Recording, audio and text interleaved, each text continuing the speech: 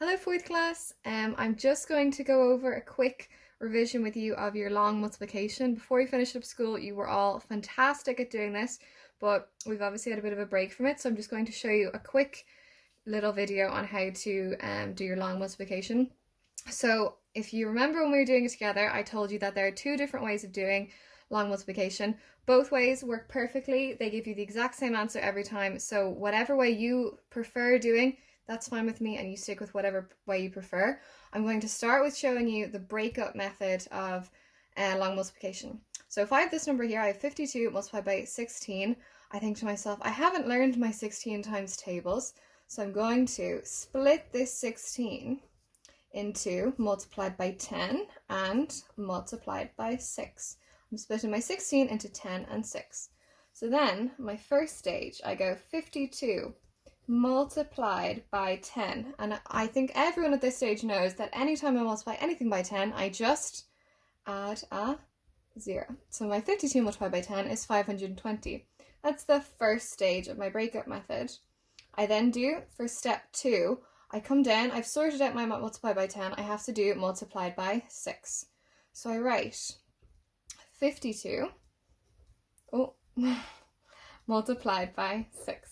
And I go 6 multiplied by 2 is 12. I put down my 2 and I carry the 1.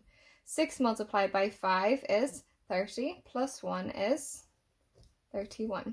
For my stage 3, you're almost finished. I just have to add these two numbers together to find out the total amount altogether. So I just go 520 plus 312. 2 plus 0 is 2. 2 plus 1 is 3, and 5 plus 3 is 8. So altogether, I've now worked out that 52 multiplied by 16 is 832. So this is my first method that we've practiced a fair bit in class, the breakup method. The other one, though, that I think a lot of people actually prefer is the magic 0 method. So as I said, either one will give you the same answer, so whatever way you prefer doing it is fine by me. So for this one, I'm just going to write 52 multiplied by 16, and I go 6 multiplied by 2 is 12, put down my 2, carry the 1. 6 multiplied by 5 is 30, plus 1 is 31. Remember here now, it's called the magic 0 method because I always have to remember to put down the magic 0. So I now go 1 multiplied by 2 is 2, 1 multiplied by 5 is 5.